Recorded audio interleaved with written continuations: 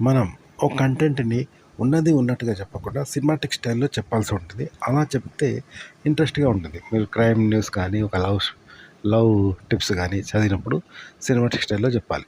మరి ఎలా చెప్పాలంటే సినిమాటిక్ స్టైల్‌లో కొన్ని ఉంటాయి. కెమెరా యాంగిల్స్ కానీ, కంటెంట్ కానీ ఎలా చెప్పాలి సినిమాటిక్ స్టైల్ అంటే, ఇప్పుడు మనం తిరుపతి పోతున్నాం. తిరుపతి పోతూ ఉంటే అక్కడ పులి సంచరిస్తూ ఉంది. ఎవరినో తిన్నది అని తెలిసింది. అప్పుడు అక్కడ సిబ్బంది ఏం చేసిండ్రు, ఒకవేళ పులి గనుక మీకు తారసపడ్డప్పుడు మీరు అందరూ కలిసి పెద్దగా అరవాల్సి ఉంటుంది. లేదా పలానా స్థానంలో ఉంటే పులి అరిస్తే పారిపోతుంది. పలానా బొమ్మ దగ్గర మీరు ఉండి పెద్దగా అరిస్తే అది మరో పులి అనుకొని పారిపోతుంది అని ఆ ప్లేస్ చూపెట్టాను.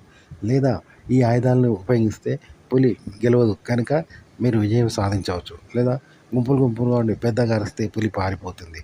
పలానా కుర్చీ మీద కూర్చొని ఆ గంట నొక్కినట్టయితే పులి పారిపోతుంది. లేదా దాని మీద దాడి చేయవచ్చు. ఈ విధంగా పులిని బంధించవచ్చు. ఇలా అని కొన్ని ట్రిక్స్ చెప్పిర్రు వాళ్ళు. చెప్తే మీరు కావాలని పులి పోతా ఉంటే దాని మీద ఇట్లా చేస్తారా? దాంతో పెట్టుకుంటారా? తాగు పెట్టుకొని కావాలని పులిని ప్రేరేపించి ఆ తర్వాత దాన్ని దాడి చేయడము, చంపడము, ఆ బెల్లు కొట్టడం, ఆ స్థానం వైపు పెద్దగా అరవడము, యాహూ అని అరవడం కావాలని చేస్తారా? కావాలని చేస్తే ఒకవేళ పులి మీద దాడి చేసిందనుకో, ఒకవేళ అది కూడా విజయం సాధించవచ్చు. మీరు చేయలేకపోవచ్చు. మొత్తంగా మీ ప్రాణాలు నష్టమైంది కదా! కాబట్టి పులి మానాన పులిని పోనీయాలి. అంతే. ఇవన్నీ ఎప్పుడు చేయాలంటే తప్పనిసరి పరిస్థితుల్లో మన జాగాలో మనం పోతూ ఉన్నప్పుడు కూడా చివరి ప్రయత్నంగానే ఇవి చేయాలి. వాళ్ళు చెప్పిన రిస్ట్రిక్షన్స్ పాటించాలి. పెద్దగా అరవడం, వాళ్ళు చెప్పిన చోట నిలబడి అరవడం, వాళ్ళు పెట్టిన బొమ్మ దగ్గర పెట్టి కేకలు వేయడం, లేదా గుంపుగా నిల్చొని అరవడం, లేదా దగ్గరలో ఉన్న ఫ్రీ నెంబర్కి ఫోన్ చేయడం ఏవి చేయాలి. అంతేగాని కావాలనే ఇవన్నీ చేస్తారా? చేస్తే ఒక్కోసారి పులి విజయం సాధించవచ్చు. మనం ఫెయిల్ కావచ్చుగా. 100% సక్సెస్ అనేవి ఉన్నాయి. తప్పని పరిస్థితుల్లో వాళ్ళు చేయమన్నారు. ఒకవేళ చివరి ప్రయత్నంగా ఆ లక్కలో మనం బయటపడొచ్చని. ఇక రెండోది పులి దాడి చేసిందనుకో, పులి దాడి చేస్తే మనం ఎలాగో దాంతో మనకెందుకు అని పులి దాడి చేస్తుంటాం. వాళ్ళు చెప్పిన రిస్ట్రిక్షన్స్ పాటించకుండా ఉంటాం.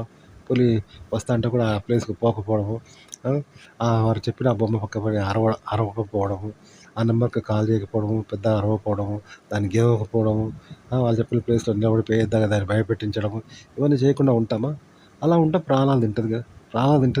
కాబట్టి మనం తప్పనిసరి పరిస్థితుల్లో చివరి ప్రయత్నంగా చేస్తాం అన్నట్టు.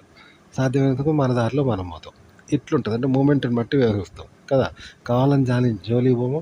ఆ జోలికి వచ్చినా కూడా వద్దని ఊకోము. చివరి ప్రయత్నంగా మనల్ని మనం రక్షించే ప్రయత్నంగానే చేస్తూ ఉంటాం చివరి ప్రయత్నంగా.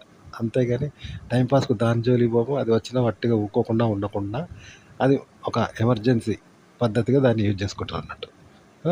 అట్లనే మీరు సినిమాటిక్ స్టైల్‌లో కంటెంట్ చెప్పాలంటే ఈ విధంగా చేయాలి. అంటే కావాలని కాకుండా, వద్దని ఊరుకోకుండా ఎక్కడ మూమెంట్ దొరికితే అక్కడ యూజ్ చేసుకోండి. అప్పుడు వినే వాళ్ళకి అట్రాక్షన్‌గా కనబడుతది కంటెంట్.